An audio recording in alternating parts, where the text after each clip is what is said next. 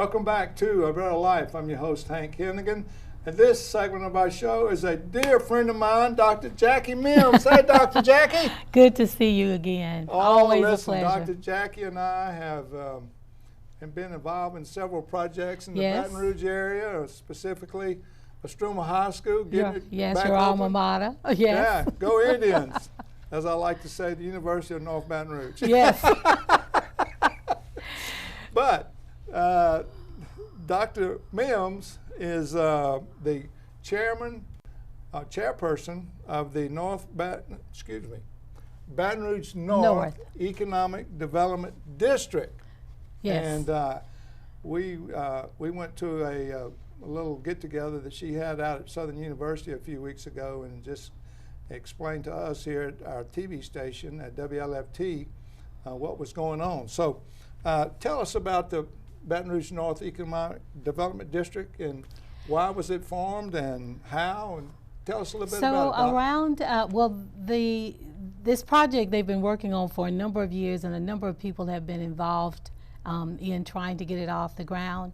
And around 2017, Senator Regina Barrow was successful in putting forth a bill to create the Baton Rouge North Economic Development District. Okay. So the bill passed the legislature, and we were created. In addition to that, this legislation also had a tax base tied to hotels within the district. Okay. So we receive a tax, or a 1 cent tax from hotels within the district, and that's where we get our funding. Okay. Funding from. Not a lot. It sounds like it's a lot of money, but it really isn't. And to date, it's been approximately about $250,000 that we've generated from the tax. So I know why it was created, but tell the audience watching A Better Life why it was created, the district.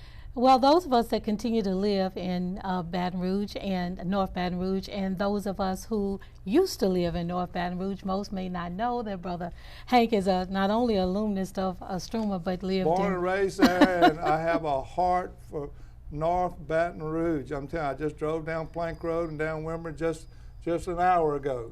Yes, and so you know better than I do that at one time this area was an economic driver. Oh yes. And so those of us that continue to live in the district, and those that elected officials that represent the district, have continuously been concerned about the decline in the district, not only as it relates to abandoned buildings, the blight, but also about, when we talk about economic development, we're talking about workforce opportunities, as well as educational opportunities, concerns about health care, and access to services and resources. And bringing back new businesses back into the community.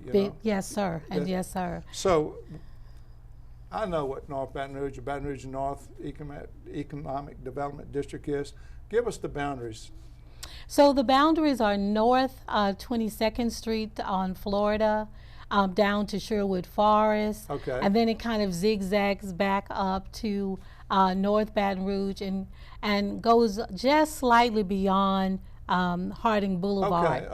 And so even though those are our geographical boundaries, we're concerned with anything that happens north of Florida Boulevard. So Florida Boulevard is kind of like our southern border. We go all the way over to the Mississippi River in terms of the western border. I got you.